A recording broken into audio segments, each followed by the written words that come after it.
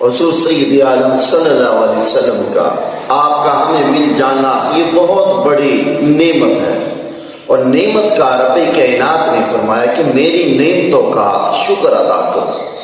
دیکھا جائے تو ہر چیز ہی نعمت ہے، مگر تاجدار کائنات صلی اللہ علیہ وسلم کا مل جانا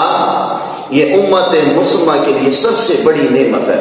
رب کائنات نے فرمایا قرآن مجید میں سورۃ ابراہیم کے اندر، فرمایا لَئِن شَكَرْتُمْ لَأَزِيدَنَّكُمْ وَلَئِن كَفَرْتُمْ إِنَّ عَذَابِي لَشَدِيدٌ، اگر تم میری نعمت کا شکر ادا کرو گے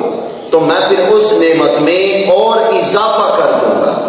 اگر تم میری نعمت کا انکار کرو گے، شکر ادا نہیں کرو گے، تو پھر میں تمہیں زبردست عذاب دوں گا۔ یعنی گویا رب کائنات نے قرآن مجید میں نعمت کا شکر ادا کرنے کا حکم دیا، اور سب سے بڑی نعمت یہ 12 ربیع الاول